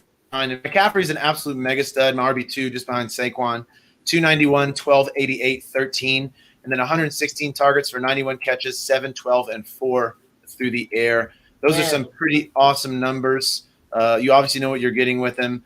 I have Chuba for 61 and 269 and 2 touchdowns. I just don't think that he's going to be that heavily involved because, again, why would you? You don't have to be that heavily running. You have these receivers they added, like we were about to start talking about. They have Robbie Anderson, who has some familiarity with Donald, DJ Moore. Those are the 2 wide receiver ones for me. I mean, DJ Moore is the one with 135, 84, 11, 19, and 6 touchdowns. He's not really a big touchdown guy, actually, looking at his numbers. And that's why, for me, I'm a little lower on Moore than most people are because I just don't like the fact that he doesn't score a ton of touchdowns. Then I got Anderson for 129, 74 catches, 1093, and 5 touchdowns. Moving down to Terrace Marshall, 89 targets, 52 catches, 616, and 5. I do see him getting quite a few touchdowns for those targets just because I think that's kind of what he does. That's what he's effective at. The rest of the guys I'm really not going to be touching. I'm not a big Shi Smith guy because of his size. But like we were talking before in an episode however long ago, this is a heck of a draft for tiny, fast receivers, man. And this is just like one of the poster children of that movement. Then moving to tight end, or do you want to hop in on receivers, Billy? Go ahead, man. In the tight end, I am with you, Tom. I actually want Tommy Tremble on this team out of all the tight ends. I do think Dan Arnold contributes minimally just because he does have that experience. But with what Tremble can do, blocking in the run game and having a guy like McCaffrey be your guy, Trembles makes more sense to me. You have those receivers already. So what's going to wind up happening is he's going to be on the field more. He's going to end up getting some plays called his way just because he's going to be open and nobody's going to be covering him. You got three legit receivers that you may have to deal with and a running back monster out of the backfield. So you got at best your fifth best guy covering him. And for Tremble, the athlete that he is and the run blocker that he is to get him on the field, I got him again. No crazy numbers here, but when you're looking at tight end, 48 targets, 34 catches, 368 and 4 touchdowns. Now, that's really seems underwhelming, but the thing for me is that, in my opinion, is projecting him at his floor. If any one of those receivers gets hurt, I like him a little bit more. And if he gets the offense quick, because it does take tight ends longer to develop, I like him more. But I like him a lot more in dynasty leagues than I do in redraft leagues this year, just because I think it may take him some time and there's a lot of talent around him. Yeah, I really like Tremble myself in dynasty. I have him stashed in all kinds of places, and he's one of those little favorite guys that when you're scrolling down deep in your bench, you're like, yes, man, a couple years, this guy's gonna be awesome. And I love the situation he's being put into with these other young receivers. DJ Moore, still pretty young, even though we think of him as kind of a low-end wide receiver 1, high-end wide receiver 2. But for me, the Panthers tight end situation, not that exciting. Dan Arnold, Ian Thomas. I don't expect all these guys to be on the roster come week 1, and Ian Thomas is probably the first guy down the street, being kind of a leftover from the Rivera regime that really hasn't ever reached the hype. He's been one of those guys, a sleeper, a breakout candidate, all that, and it really hasn't ever come to any kind of fruition whatsoever. Dan Arnold, a guy that we saw in Arizona, another situation where you feel like a guy with some talent would take advantage of. He's a converted wide receiver, a super athletic guy. However, he doesn't really produce. So I think this is a situation where in that tight end room right now, the rookie's the best blocker. You want to get on the field? Guess what? Block. Especially for your guy like Christian McCaffrey. Hey, what's up, dude? Oh, a dog hanging out here. But I think from a tight end position, it's not a position that Matt Rule is going to use a whole lot anyway in that offense right now. I think that's going to be something that's going to kind of, morph as, Tommy Tremble's talent comes. And wide receivers, 3 guys that we're excited about. Everybody, has one of the guys. You're either a DJ Moore guy, a Robbie Anderson guy, or you're all in on Terrace Marshall like me. So Robbie Anderson, a guy I think last year really had one of those ceiling years. A lot of guys are going to be chasing those points, in my opinion. But I still do have 4 players on this team with over 100 targets. DJ Moore, Robbie Anderson, Terrace Marshall, and, of course, Christian McCaffrey. I just think that that's the way this offense is going to run. It's going to be spread out. No one's going to do a whole lot more than anybody, but Robbie Anderson, 110 targets, 65 catches, 716, and 4 touchdowns. A stark difference from last year where we saw him catch over 90 balls. I just don't think he'll necessarily have that sort of production this year, solely based on the talent of Terrace Marshall being in this offense. So talking about him, I think he'll be the 3rd most targeted person on his team. I have him for 113 targets, 62 catches, 813, and 7 touchdowns. Ultimately, Ryan, you talked about what? His size in the red zone, the weakness at tight end. This is a guy that's going to see a lot of those tight window targets, the jump balls, 50-50 stuff. I don't think they drafted him to give him a whole lot of time. This is a guy that had serious numbers at LSU when we saw him on the field, and he really probably shouldn't have been available in the draft as late as he was. So I think it's a real gem going to Carolina, a kid that I think is ready to play. DJ Moore leading the way. I think he'll have a 72-catch, 1,106-yard, 6-touchdown season. Like you said, Ryan, this is not a guy that scores a lot of touchdowns. So that's really what keeps me off of him. He goes a little bit higher than I prefer just because of that. No denying the talent. He just doesn't necessarily get in the end zone for a guy that I'm looking for at my wide receiver 1. But, hey, a lot to be excited about in Carolina. They have a division where they're going to have some easier games. They're probably going to get a couple thumpings from Tampa Bay. But there's a lot of teams going to get some thumpings from Tampa Bay. So I think they'll be fine. I think this is a team moving forward that in the NFC South is going to make some noise and for quite some time. Yeah, I mean, I'll tell you what, Tommy Tremble, I can't help but bring him back up. This is a guy that in Notre Dame obviously had Cole Kmet his freshman year, somebody we all know up there in Chicago. And then last year he had Michael Mayer, that he was sharing time with, who put up pretty decent numbers. But really, when I'm looking at it here, Cole Kmet averaging about 11.5 yards per reception, right? Not getting crazy numbers, 16 receptions and 19 for the 2 seasons he was there. But clearly he has the ability to catch. They just weren't a focal point of the offense there. But the amount of blocking capacity that he provides to an offensive line that doesn't scream we're great at this. They could use some extra help. A 6th man online doesn't hurt them. You have to think it's going to provide some amount of targets for him. So definitely somebody I like, somebody I'm targeting way late in drafts, especially rookie drafts, 4th, 5th round. So moving on here, we have the New Orleans Saints, a team that isn't drastically changed from last year, aside from probably the most important position on offense is quarterback, obviously losing Drew Brees, finally retiring. We do still have Michael Thomas, though. Traquan Smith is your wide receiver 2, losing Emmanuel Sanders there. Deontay Harris, wide receiver 3. Not a whole lot going on beyond that. Little Jordan Humphrey, Marquez Callaway. I have him as the 3. I have Callaway as the 3. It's kind of a coin toss to which of these guys. None of them scream I'm a great receiver, though. It's not fantastic options. Alvin Kamara in the backfield, Latavius Murray, Devontae Freeman, Ty Montgomery, somebody I actually don't hate, as their RB4 on the depth chart. And then not much going on at tight end. Biggest question is going to be that quarterback position, though. Taysom Hill, Jameis Winston, famous Jameis, stealing crab legs, eating W's. I mean, who's it going to be, Billy? Who's starting come week 1, and who's going to be starting come week 17? Or 18, I guess now. I think it has to be Jameis Winston. I get the Taysom Hill thing, but there's a reason that Sean Payton brought in a former number 1 overall quarterback, a pick quarterback, with a 5,000-yard season under his belt. And that's because if anybody can coach Jameis out of the bad decision-making, it's Sean Payton. It's a PhD in quarterback play going to New Orleans.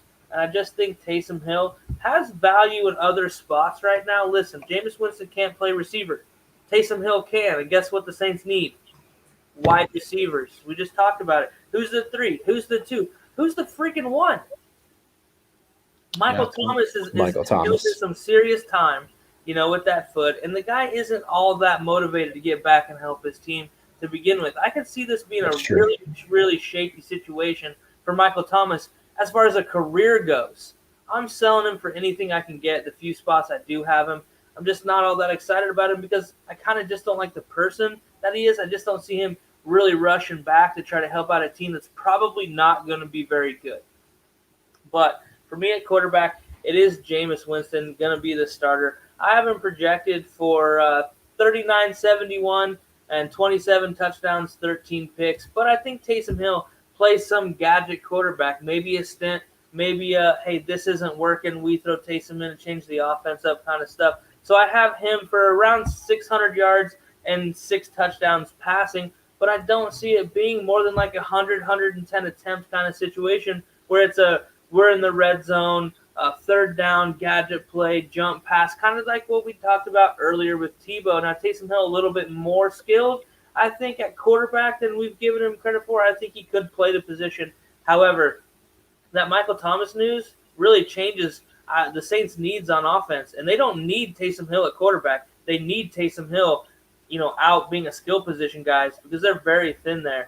So I think this team is going to lean extremely heavy on the running game. And another clue to that is they just brought in Devontae Freeman, who we've seen be, relatively productive still later in his career. Injuries are mostly the concern with Freeman. He's still relatively young, might have some miles left in the tank, especially if he's just your RB3 in an offense I think is going to be pretty run heavy. I think that was a clue to what they're going to do. We need another guy to take some load off. So I think Alvin Kamara and Latavius Murray both have over 200 carries, and I think they both go over 1,000 yards. It'll be the 7th time in NFL history that's happened. Not a big thing, not something that happens very often. However, I think the volume is there and the talent is as well with these guys. So I have Kamara for 1,072 and 15 rushing scores because, hey, when they get close, they're going to hand it off a lot. I don't see them trying to throw the ball when all their receiving options are relatively subpar options. And I think Latavius Murray, 227,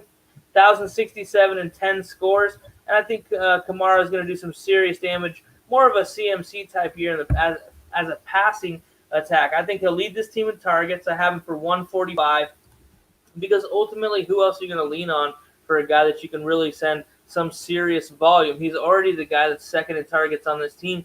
You would assume that he would absorb a little bit of that workload vacated by the Michael Thomas injury. So I have him for 97 catches, 960 yards, and 8 more touchdowns. A monster year out of him. And as far as the receiving options go, nothing too exciting, but Ryan, I'll let you kick it off there. Yeah, I'm thinking it's Jameis too. I have him for 387 out of 578 for 43, 48, and 31 with 13 picks as well. But that was with a healthy Michael Thomas before. I have not updated these projections. I thought I had, but I have not updated the Michael Thomas situation yet, who I had prior to this getting 167 targets with 121 catches, 1378, and 10. So I do expect that if it's Jameis, when Thomas is healthy, that can be an effective tandem. But he's not. And the thing is, it might end up being Taysom. I just agree with you, Billy. I think he's way more valuable to this offense in that role. I have him for 45 out of 63 for 496 and 4, just in that exact same role that you were talking about. When you move to running back, I don't – so, again, I want to probably say that I will add a bit of volume to both Kamara and Murray based off of this Michael Thomas situation. But before, I had it at 196 for Kamara rushes and 155 for Murray. Kamara with 961 and 10, Latavius with 666 and 4. These numbers will likely go up a bit, as will the target share, especially for Kamara, who I had at 89 targets for 71 and 606 and 5. He's likely going to get up now because of this. The only thing is, I'm wondering if he's going to be quite as effective because the defenses are going to key on him. So I don't think his per catch numbers are going to be quite as good when I finish these projection updates. I do like some Latavius Murray at where he's going, though. We've just seen him be effective. He doesn't get too much mileage every year. He's been relatively healthy. I do like that scenario just because he has shown that he can be a capable backup running back that can produce in fantasy. Moving to receiver, again, it was all MT for me before this. Now I do see Traquan Smith leading the targets as far as they go. I had him at 99, 64 for 857 and 6. He's a big play guy, and he can score from deep. So I do think while he's going to lack a little bit in the guard department catches, he's going to have a really solid season. Ooh, now as the wide receiver one, it's hard to know. Marquez Callaway was the other guy I'm interested in, and now I am a little bit more interested in. A lot like Deontay Harris alongside him. They're quick guys, but the one disagreement I will have is I do like what's going on inside in there with Adam Troutman. I have him at 76 targets, 56 for 611 and 5. Those are some good tight end numbers, good enough likely to be a top 12 tight end. Matter of fact, as I look at where he is on my list as far as tight ends go, I have Troutman at number 14. So as you can see, I do dig Troutman. I liked him a lot last year, but Jared Cook was in the way. Now he's not, whether it's Jameis or Taysom. The other thing I wanted to say is I have Taysom, again, for 84 rushes for 469 and 7. That's a borderline running back right there. Plus with the catches and targets, which I will be increasing with the MT numbers, you're looking at a fantasy viable asset, whether or not you play him at quarterback. If he has that tight end eligibility, that's a tight end I want in my lineup more than most tight ends because of the versatility he's going to give to your lineup. Yeah, it's crazy. We have a lot of similar thoughts. You take those yards that you gave Taysom Hill and give some of those to Latavius Murray. We're kind of in the same boat as far as what we expect out of the rushing attack. I think we can all agree this team was really balanced last year. They threw the ball just over 51% of the time, which when you think New Orleans, you think really pass heavy, and that just wasn't the case last season. So no reason to think they're not going to lean heavily on these guys. Receivers, I'm still combing through some of these later guys. I'm reading a lot of stuff, trying to see what's going on. I do have Traquan Smith for 97 targets, 63 receptions for 836 and 6 scores because ultimately he's been a guy that's flashed a little bit. I know he's like one of those guys you and I like a lot, Tom, like in our dynasty leagues on our bench. He's another dude that kind of see a couple years being a little bit better player. And right now he's getting slingshotted into being the number one. So I think camp right now, it being early, it might be okay for this kid to kind of, take his turn and be the guy to shine. But as far as the the rest of the guys on Deontay Harris, too small for me. Marquez Callaway, unproven. Chris Hogan, I mean, man, I didn't even realize he was still, trying to play football.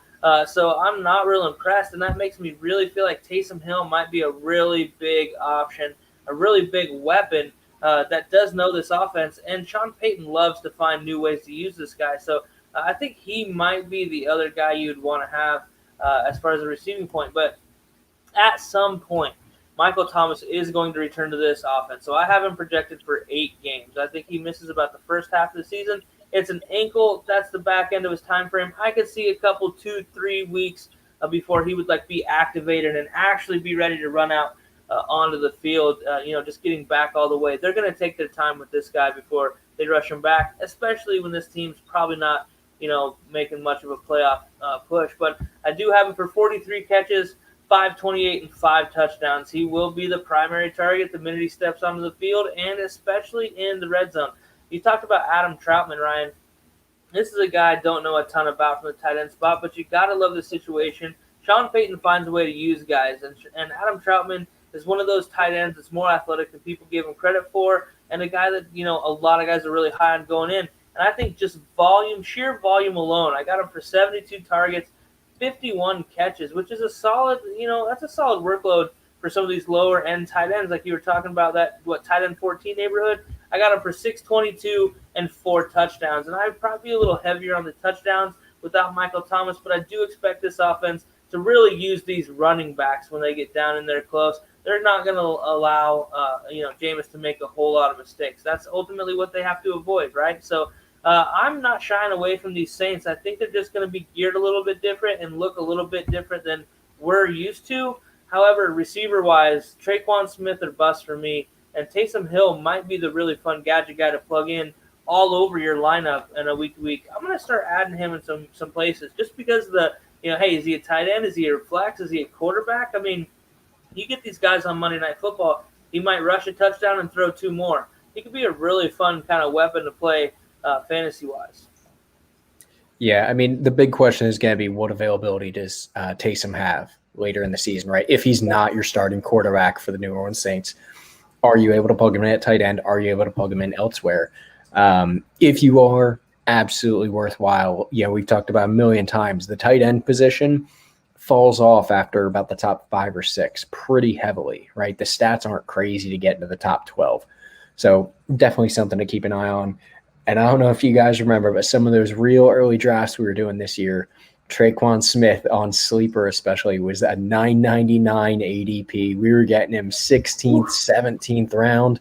And hey, even if Michael Thomas is back early or if he doesn't have a great season, right? Just from sheer volume alone as a wide receiver 1 on a team, that's a great value pick. I think we got to pat ourselves on the back with that one, boys. We go work. Yeah, Traquan. Go ahead. I was going to say that's why you follow us, though, because we find those guys, and stats win ships. Yeah, that's a no-brainer for me. He's going too late still. Yeah, Traquan is going to have a coming out party regardless. I mean, this offense is going to move. Sean Payton is too good of an offensive mind. He's going to find a way to use these guys, and Traquan's been that dude hanging out in that wide receiver 2 role for a few years now. Coming out party right away. All right, boys. Well, that's going to bring us to the final team we got here. I will say I'm a little bit glad that Pinto's not here to talk about this one and brag and just go on and on about his boy who likes to kiss his son on the mouth. He's wearing sunglasses at home right now. Exactly. Part of the show. Yep. Exactly. He's wishing he could kiss him on the mouth. That's Tom Brady and the Tampa Bay Buccaneers. I mean, hey, there's not a lot to change because it's the same starting lineup as last year. The only Super Bowl winning team ever to bring back their entire starting lineup. I mean, Ryan, what do you got? Anything different from last year? Anything crazy? Brady's going to have a big year. Brady's going to have a really big year. I have him as my QB. Where are we? He's my QB 7. This guy, He's very good. 423 completions, 641 attempts, 5,103 yards, 43 touchdowns, 13 interceptions.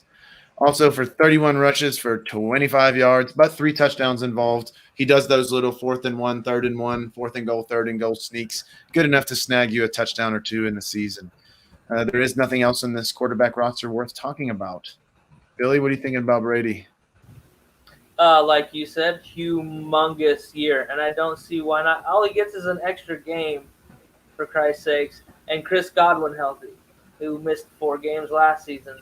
The Bucs, really interesting situation, obviously coming off the Super Bowl, and really last year weren't that exciting for a good portion of the season. Really got it going kind of down the back half. Really a butt kicking from the Saints kind of changed everything they were doing. But I have Tom Brady projected for 54-75, 44 tutties and 7 interceptions, being Tom Terrific, the efficient man himself.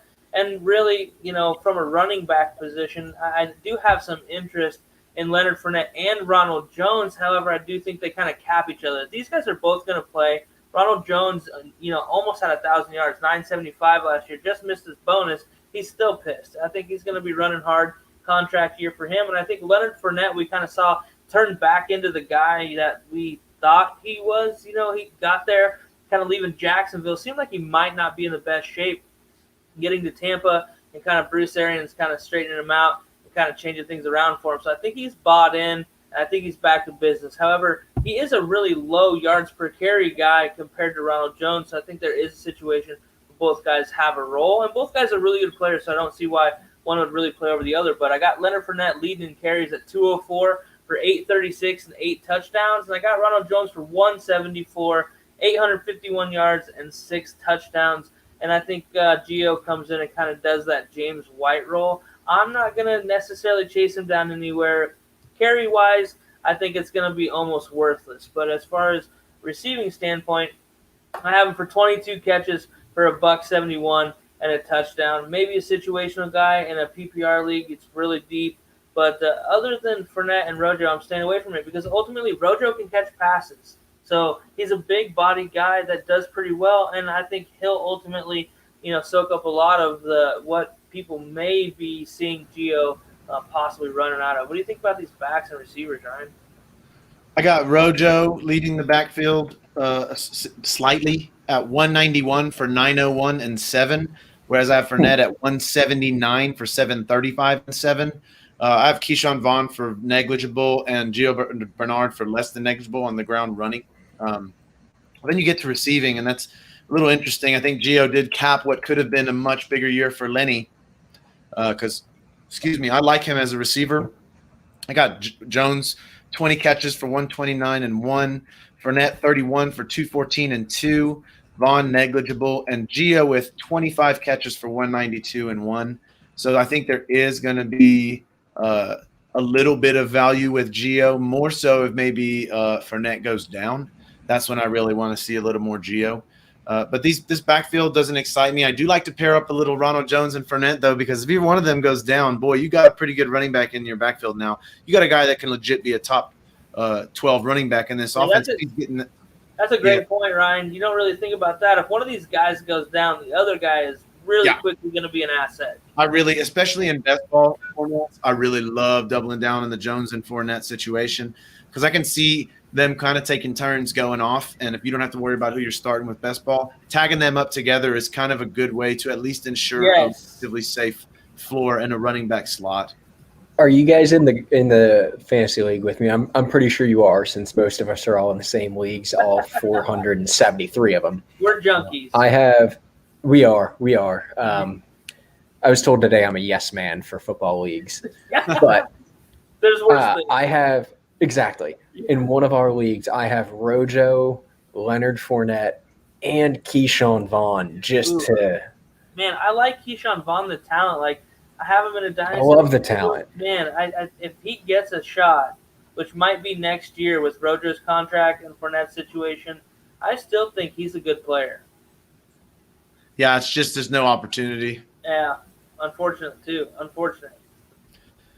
Which I guess brings us to receivers. And man, this one's intriguing. I know a lot of people are debating which one of these guys you want more. We talked about this in our receiver podcast, and that was a couple weeks ago. I'm on the Godwin side. I have him at 136 targets, 97 catches, 1248 and 9. I have Evans at 134 targets, 82 catches, 1136 and 10. You're splitting hairs with these guys in PPR format. I have Godwin at 273.8 and Evans at 254.6. So both of these guys are receivers I want exposure to. I just prefer Godwin a little bit. I feel like he's a little more dynamic as far as what he can do.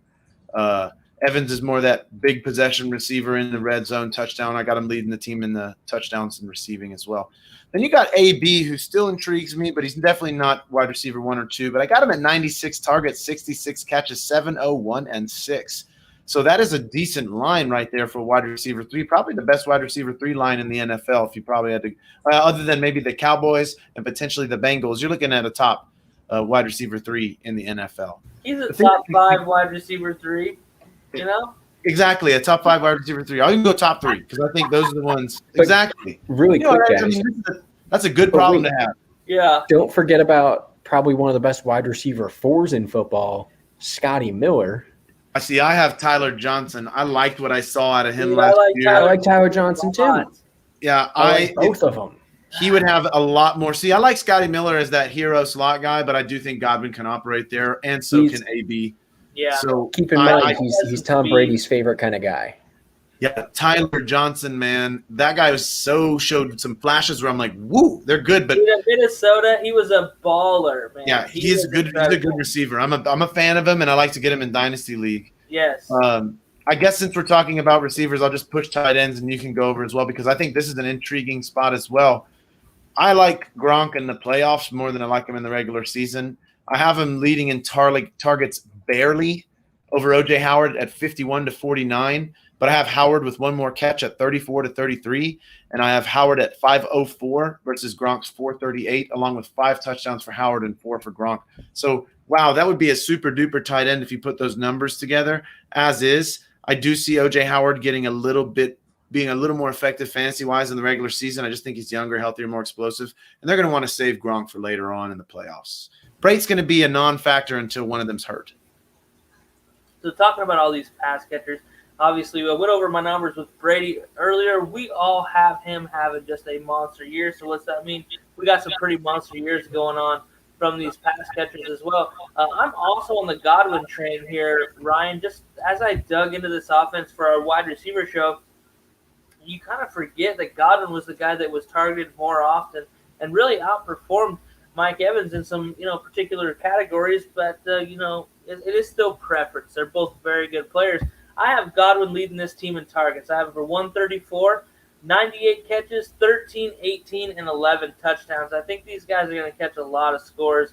I just think there's going to be a lot of plays made, and really, ultimately, as these weapons form, they're going to be really hard to stop. But Brady spreads the ball out as well. So I have Mike Evans close behind, 128 targets. A little bit further back in receptions, though, 79 catches, 12-22, and 12 touchdowns. Mike Evans is a red zone touchdown machine. He's going to have a dozen scores, maybe even more if him and Brady's relationship continues to develop. But I think Godwin will make more of those, catch it, split the defense, take it to the house kind of plays, because he's not going to be as tightly guarded as we've seen him be, because with Tom Brady, you just can't play that way because he'll torch you. Antonio Brown, that wide receiver 3 you talked about, Ryan, I'm not that excited about Antonio Brown. And really, as I went back and, like I said, looked into these guys last year, he did a lot less than I thought. So it's really kind of like, whoa, he wasn't as much of a factor as he was talked about. So, Antonio Brown, that name value still ringing true a little bit in the fantasy community because of the dominance that he portrayed for, so long. But I have him for 50 receptions, 545, and 5 touchdowns. The guy did all right, but one of his touchdowns he caught last year wasn't even a pass that Brady threw to him.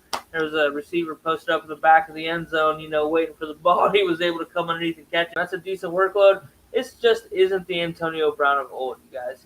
We just can't expect those huge numbers anymore. Scotty Miller, Tyler Johnson, I have both 23 and 24 catches, around 350, and I do have Tyler Johnson for 3 touchdowns, Scotty Miller for just 2. Scotty Miller, he gets deep, but I just like the receiver Tyler Johnson is. And I feel like that if Godwin were to miss some time, Tyler Johnson would be almost a direct replacement for that to keep that offense. And I just like the player. Watched him a lot at Minnesota. Tom's got dogs in the background tonight too. This is fun, guys. We're a canine friendly show, guys. So I like a lot of these options: Scotty Miller, Tyler Johnson. And I kind of like Jalen Darden. I do too, kind of. Big stash in Dynasty, man. I mean, come on, that guy's a freak coming out. A guy we talked about a lot. If you go back and look at our episode talking about the rookie receivers, we talked about him quite a bit. So I guess what makes it even more interesting, we have the Gronk situation at tight end, but I just feel like Gronk's not going to make a humongous impact, like you said, Ryan, until the playoffs. That's where he's going to shine. And they also have Cameron Brate, who's also kind of I don't know, he's like Jack Doyle with some wiggle to me. Yes. He's pretty damn good. He's a little bit more athletic. Jack Doyle, he can block, he can catch, and him and Brady connected. I mean, his catch percentage last year was like high 80s, ridiculously good. So that's a guy that's where he's supposed to be on time. We know how Brady likes those guys. So I ultimately think everybody gets used. But I've got Cameron Brate, 26 catches, 269, 2 scores. And I have Gronk for 28, 368. And 3 scores. Ultimately, Gronk is situational and probably only red zone usage-wise until probably the playoffs. But I really think this is the year where O.J. Howard's talent really comes onto the field. I have him for 83 targets, which would be third on the team, 57 receptions, 837, and 6 touchdowns. I think Brady kind of starts to help this kid grow, and I think that's ultimately what Gronk was brought here for. You know what I mean? To help this kid reach his potential. Bruce Arians not really known for using the tight end a ton. However, O.J. Howard isn't your typical athlete at the tight end position. I just don't see how we could go 2 seasons with Brady and O.J. Howard. If it doesn't happen now, O.J. Howard's just not that good at football. Yeah, I see it happening. Man, I like your projections for O.J. Howard. I think I'm going to have to go up a little higher too, because in the brief time they played together last year, they were pretty dynamic. They had one real big game, and then the rest of the games he was serviceable. And Brady was just getting, like we said, not that impressive early on, but Brady got going, and I want to see what a fully realized O.J. Howard can look like with a Gronk mentor type of situation with that athleticism. And isn't O.J. Howard a year removed from the Achilles now? I mean, he's had that 1 year where you're not quite the same. I'm really excited for him, and I'm thinking Brady is too. Yeah, that's an athlete, man. No doubt about it. All right. Didn't want to go on mute. Yes. Couldn't pull a Pinto there. I'll tell you what, at the end of the day, Tom Brady ain't doing it again. I'm sorry. He's not. He's not. There's too many great teams out there this year. Too many of them. But that's going to wrap our show here. That's the NFC and AFC South. Next week, we're going to run it back with which divisions? I forget. One of the directions, northwest or east, AFC and NFC. I can't find the list here of what next week is. But make sure you tune in. Before we go, guys, tell them one more time about the St. Jude Bowl, the amazing things we're trying to do to help out with these incredible causes. Yeah, just an awesome event we threw together last year. 12-team regular, just PPR league, nothing out of the ordinary. Come join us for these drafts. We have a lot of fun. Now, they are competitive. However, it's kind of a friendly, competitive environment. We made a lot of friends last year, and a lot of, actually a majority of the St. Jude Bowl are returners from last year. So we even had some rookies and coming back for year 2, getting their feet wet in the fantasy industry. So this is a place you can come learn or come try to dominate. $1,200 to the winner last year, a Trophy Smack trophy. And we made that donation to St. Jude, which is ever so important as well. Such a great cause we're trying to support. So come help us out, hang out with us, and let's play some fantasy football. And, hey, shout out to Rusty Meyer. Won last year the inaugural St. Jude Bowl. Thank you, Alvin Kamara, for a 6-touchdown championship week for Rusty. He'll probably love Kamara for the rest of his life. But, yeah, come join us for that. Ryan's handling kind of setting up some other things for us. So, Ryan, I'll let you take it away, man. But, yeah, come join us. Let's get it. Yeah, I did want to add. Thank you, Billy, for that. I wanted to add we're doing other formats as well. We're going to tie in with St. Jude, like a guillotine leagues, the auction and best ball leagues. Um, I was hoping to be farther along with that than we are now, but we're still going to get that going. It just might not be as big as we were hoping year one, but that's all right. There's always year two, and I do want to do these formats, guys. If you haven't tried them, guillotine leagues are highly addictive. They're so fun. Shout out to all the people I play guillotine leagues with. It's so great of a league. I have so much fun doing it. Nothing gets me more excited than every week that last place team's entire team being jettisoned into the free agent market for us to bid on. It's so fun every week. So come join us for those other ones. But we're really excited. We love being tied with St. Jude. We love donating money to them. What a great cause. And we just love playing fantasy football, guys. So come do it with us, support a great cause, and have a chance at an awesome prize. And really, like you said, it was so fun. So many people that I still chat with on Sleeper, not quite every day, but every week. We're just talking about St. Jude Bowl, asking, hey, when is it coming back?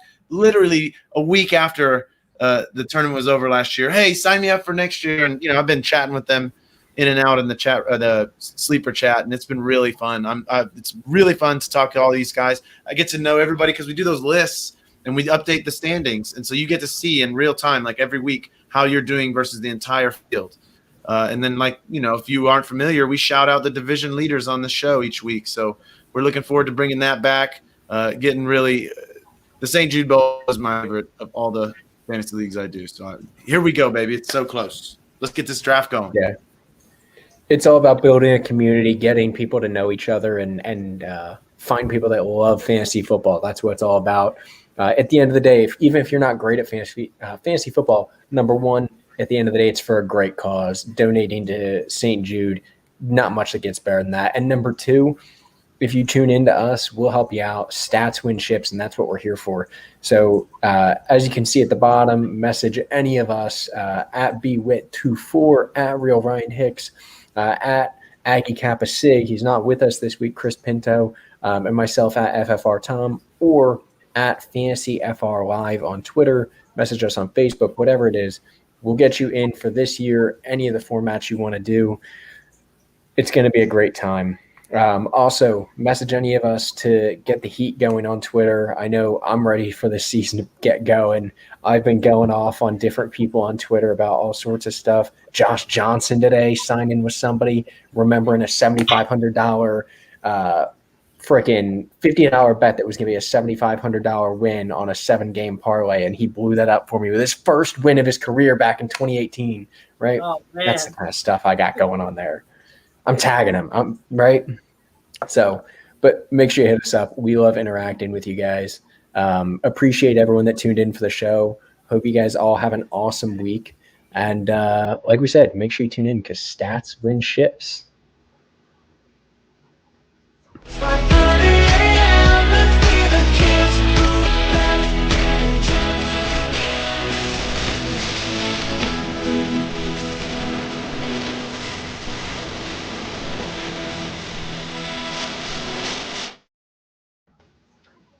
Oh, it's jamming.